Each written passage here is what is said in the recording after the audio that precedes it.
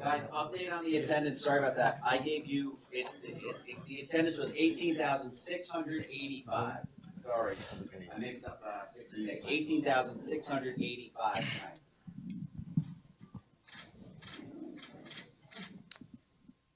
What's up? What's up? What's up? What's up? Let's go, baby. Congratulations on your win, Jake. I just wanted to ask you, how would you assess your performance today?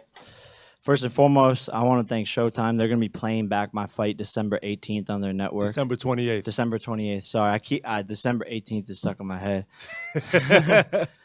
But man, shout out to everyone at Showtime. Amazing crew. Everyone down from Steven Espinoza on down. What was the question again? No worries. I was asking, how would you assess your performance today if you could grade yourself?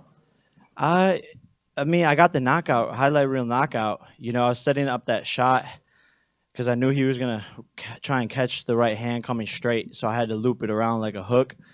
But I was just off. I don't know, man. I was just off a little bit. Pull the muscle again in my arm in the first round there. But had to fight through a lot of tough moments. And Tyron's tough, man. He's a really tough guy. He caught me with an elbow. I'm bleeding in my eye, but still got the job done. Jake, what makes Woodley so tough? Man, mental. It's mental. He just keeps on coming forward, hitting them with good shots, good jabs, good body shots. We're in the clinch. And you could feel that, you know, national champion wrestler in the clinch, boom, pushing you around like a bull. And, you know, his punching power is real. He won the UFC championship with that. And so taking those punches, I got a good chin. Like, I really do. And so I'm eating them, but damn, that's just good. Hey, Jake, can you talk a little bit about your composure after you got cut? Because we've seen a lot of seasoned boxers in the past that when they get cut, a lot of times they panic and their corners panic. It just seemed like your corner didn't panic. It seemed like you have a great cut, man, and you didn't panic. Can you talk about that? Yeah, nothing phases me at all. I've been through way harder shit in my life, way harder shit. So a little cut is not going to stop me from winning or put me off of my game plan. I actually sort of like that shit because, you know, I look like a fighter right now. All my other fights, I didn't really look like a fighter. This is some shit I could take a selfie and be like, look at me, I'm a professional boxer now.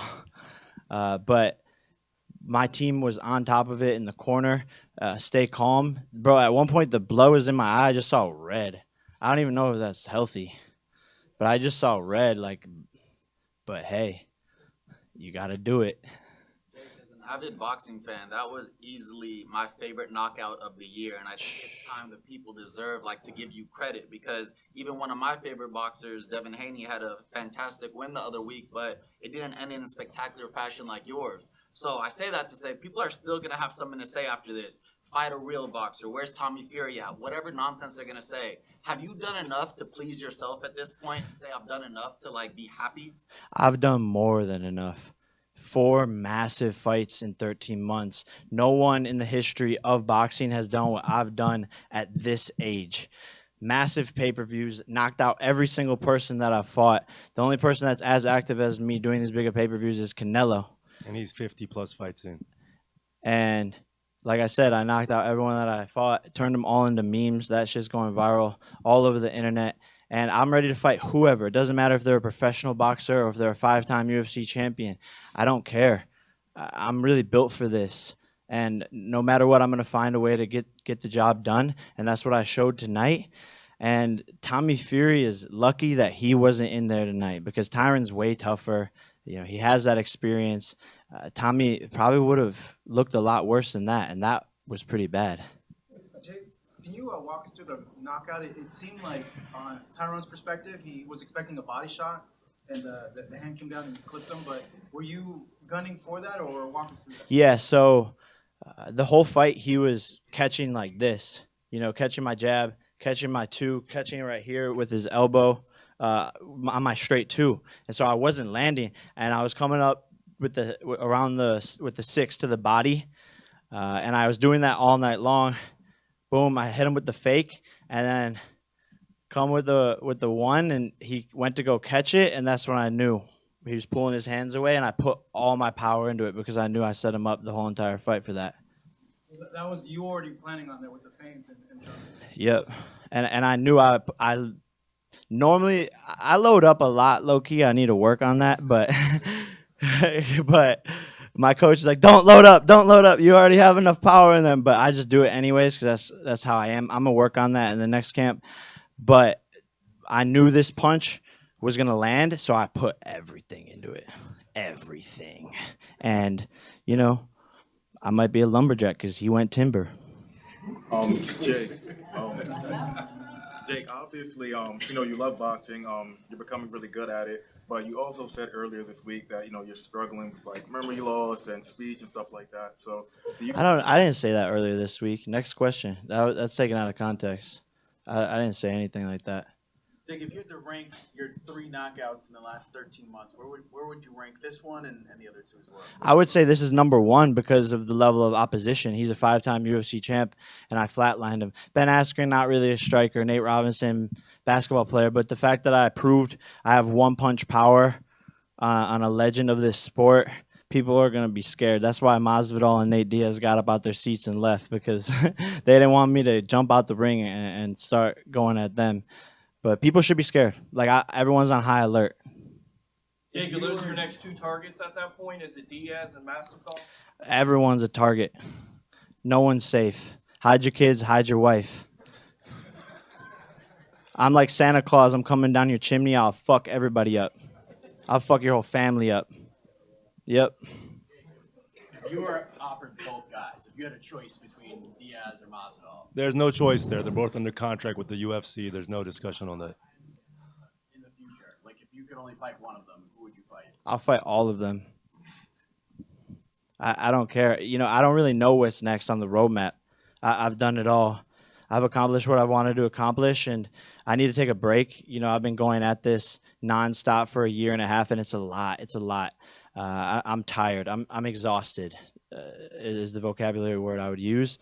I need to spend time with my family on Christmas and go on a vacation. I haven't gone on vacation since I was 18 years old. I told myself, not until you feel like you got to a place in life where you deserve a vacation. And I deserve it now. So I'm going to go on my first real vacation where there's no obligations. Because I've gone on vacations where I have to film it and vlog it and do interviews and then wake up on a certain time and still work out. I'm going on a real vacation. I'm doing backflips into the water. Yeah. When would you expect to come back and fight again? Like, what's kind of Whenever I feel like it. Whenever I feel like it. Jake, you and Amanda Serrano emerge as the unlikely dynamic duo, with Amanda on course to fight Katie. Do you see yourself continuing that trend, or is that fight big enough where it has to be its own main event? That's his own main event, for sure. And I'm so excited. I'm gonna do everything in my power to, make that fight the biggest female boxing fight in the history of the sport, and it's a historic moment. And Amanda is a superstar. She almost got her opponent out of there in the first round, and she could punch. She's an exciting fighter. A real superstar, and we're excited to take her to a whole nother level with MVP. Bringing that fight for her career, where do you rank that among your own achievements in the sport? Say it again? So you being able to deliver that fight for her, where would you place that among your own achievements in the sport? See, I love to bring everyone up around me and to support my friends, because if they're growing, then I'm growing. And that's what I've noticed. And so it's high on the list. It's so satisfying because she deserves the money and the notoriety more than I do. She's put in thousands and hundreds of hours in the gym, and she deserves the big payday that she's going to get. And she deserves to, be able to retire from boxing and not work again. Yeah, not work again. And that unfortunately hasn't been the case for women's boxing. They've been underpaid and taken advantage of, and it's an amazing accomplishment for me to be able to help her. And she's such an awesome person, such an awesome person. Hey, Jake, can you talk about your experience bringing this card to Tampa, the support? I mean, we know a bunch of big-time boxers that can't sell out their hometown. but the support you have in Tampa, any chance you bring back this card in Tampa? What's your experience like in Tampa? Tampa's been amazing, so supportive. Everyone in the arena, since day one, they gave me a jersey, and everyone's been so awesome. The fans showed out. I think I heard a number, 18,600? 685. 18,685 people. That's more than Madison Square Garden, more than the Staples Center. So, this is iconic. And my audience is everywhere. That's the difference. Is I don't need to go to Las Vegas to sell out a crowd. My audience is digital, and I could go anywhere in the world and sell out. Jake, you talked about your critics before the fight. What do you have to say to them tonight after knocking out Woodley in the 6th round? Suck my nuts. What else can they say? What more could they want from me? And I don't do this for them. I do this to prove myself right. And I said that in my Instagram post 3 days before the fight. I said, I'm not doing this to prove people wrong. I'm doing this to prove myself right. And that remains true. And there's always going to be critics. So if you're a kid watching this, if you're whoever you are out there watching this and you have a dream and you want to be successful, if you're doing anything outside the ordinary, people are going to hate on you, and there's going to be critics in every single corner wanting to see you fall. It's a part of life. Don't pay them any attention. And by the way, they're only making you more popular. So I love the critics. Thank you. You guys motivate me. And I shut y'all the fuck up. One more question, please. Jake, 3 years ago, Woodley was the UFC world champion, and you haven't even had a professional bout yet. So you're going up this trajectory fast.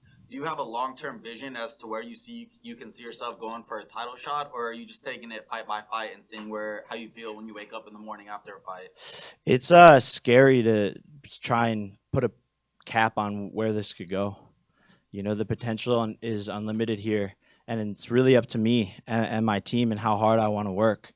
But I'm hungry and motivated, and I love this shit. So, 2 years as a professional, and this has gone astronomical and is making history. So, yeah, I would love to just continue to put on historic events and sell massive pay-per-views and fight higher-level opposition as I go. And maybe when the time is right, I'll go for the World Championship belt and whatever belt that is, IBF, WBA, WBO, I don't know. But it'd be funny to just become a world champion and just be like, yeah, I'm a YouTuber. And as soon as I would win the world championship, I would take the belt and I would throw it on the fucking ground and stomp on it. Because you're a champion here and in your heart before anyone tells you that you're a champion. I am a champion. Jake, is your signature going to be give the next fighter Rolexes? Because you kind of called your shot. It's time to knock you out, Woodley. Are you going to continue to do that with some of these fighters? I mean, I feel like I have to give them gifts for the trauma I put them through. But yeah, maybe I got more tricks up my sleeves, and I guess I don't know. Do you want a Rolex? I could get you one. I'm gonna get him a Rolex. Will you get his email? Yes. All right. What's your name? Peter Blake. You're gonna look really good with a Rolex on. All right. Well, I'll have Nikisa hit you, and I'm gonna get you the same one I got Tyron. All right.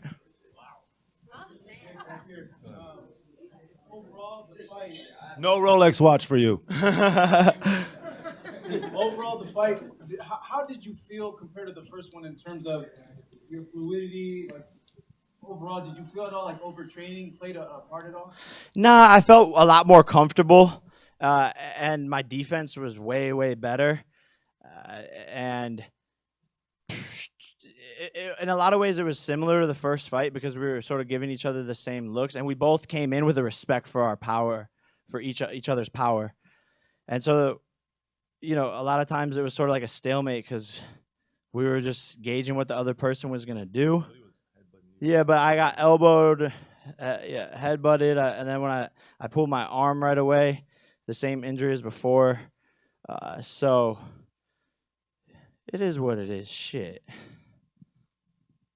Jake, you've already made a major impact in the sport at such a young age. You're helping women's boxing. You're getting young stars massive paydays. You're bringing more fans into arenas, giving boxing more attention. Do you see yourself becoming, a promoter or something like that down the line, quitting boxing all in general as a fighter and just doing the business side? Yeah, for sure. I will always be involved in this sport forever. You know, whether I'm fighting or whether it's Nikisa and I running Most Valuable Promotions and helping people like Amanda Serrano get more spotlight. You know, I could definitely put on a British accent and become an Eddie Hearn. One more, last one. One more time before you go. You fought every 4 or 5 months. Would you anticipate fighting April, May? Longer? It's gonna be longer. It's gonna be longer than that. 2 weeks ago, he I don't said, give a shit about anyone. 2 weeks ago, any he said name. July, and then he said, well, maybe March. So he's got to take some time, think about what he wants to do, and then he'll tell us all what he wants to do. What do you want to say to Dana White right now? I just knocked out a 5-time UFC champion and embarrassed your whole company. And please let me get Kamaru Usman. Please let me get Diaz. Please let me get Masvidal. Please let me get McGregor, because I'm going to embarrass them too. I promise you that, Dana. I promise you that. Thank you, everybody. December 28th.